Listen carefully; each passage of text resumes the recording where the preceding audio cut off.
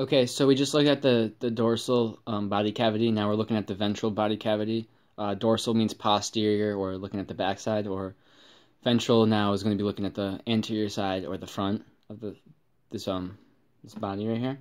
So there's actually going to be three different cavities, but you can also categorize them as two, because we could say that the abdominal pelvic cavity is one, but I'm just going to say for now that is two. So we're going to look at the thoracic body cavity, and then we're going to have our abdominal pelvic cavity. The thoracic cavity is going to be the thoracic, which is basically this whole area right here at the top. Thoracic going down, and it basically goes all the way until your abdominal muscles start in. So probably right above the diaphragm. So we are going to have four little things. 1, 2, 3, 4. The top one is going to be called the media.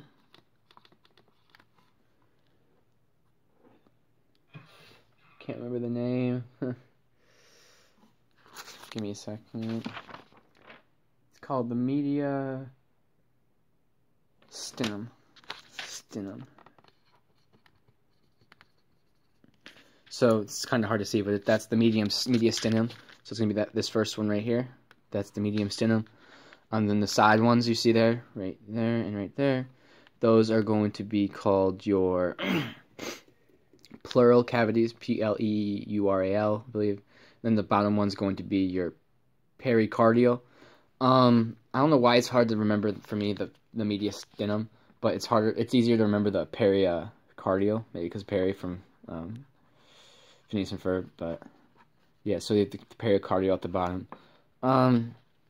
So looking at those, that's going to make up the thoracic cavity. Then we have the bottom, which is going to be the abdominal pelvic cavity.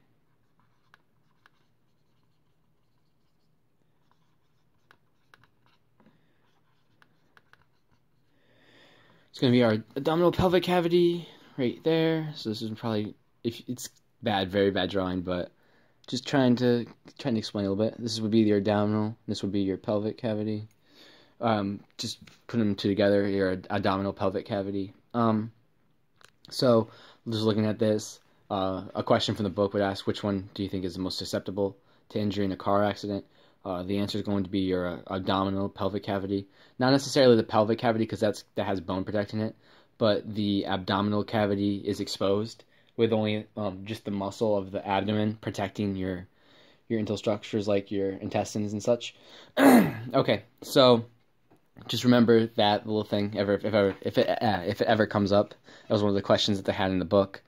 So the most susceptible cavity would be your abdominal cavity, just because it's not protected by any bone or anything in a car accident. You might think your head, but that actually has a lot of protection with all the bones and the vertebrae within your head. So that's the ventral body cavity. Hope you got a lot out of this video, even though with some bad drawing. But yeah, ventral body cavity.